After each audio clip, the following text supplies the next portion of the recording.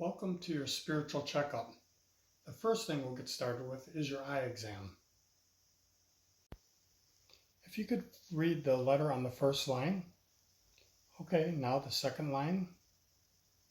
Can you read the letters on the third line? Now the fourth line. And if you can read the fifth line as an entire sentence out loud. Okay, now cover your right eye. Read the first line. Now the second. Now the third. Now the fourth. And now again, if you can read the fifth line as a sentence out loud. Now if you cover your left eye, read the first line. Now the second. Now the third. Now the fourth. And again, read the last line as a sentence out loud.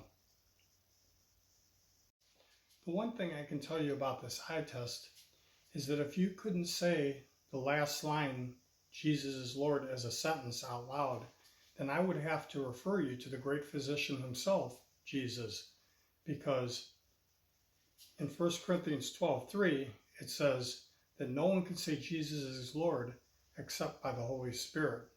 So if you can't say that, then chances are you need His Holy Spirit. And Jesus also said that if your eye causes you to sin, pluck it out, for it is better to lose your eye than to lose your whole body into the fires of hell.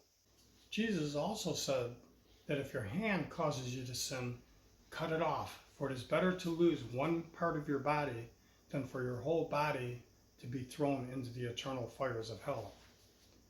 So, did Jesus really mean to cut off your hand?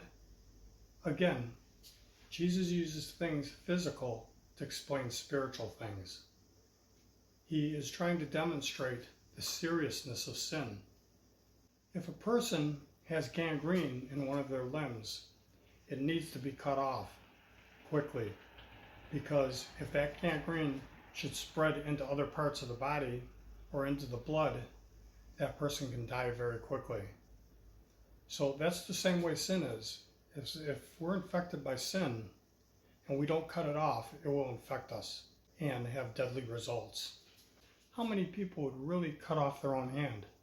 There has been certain cases where people in serious situations when they were alone had to cut off their hand to save their life, but it would be very hard to do. And that's why we have Jesus. He's called the great physician. He will surgically remove the sin that is infecting your body if you allow Him to operate. Now I'll send you to the great physician to finish the checkup. So go to Him and He'll take care of you the rest of the way. Thanks for joining, and we'll see you again next time.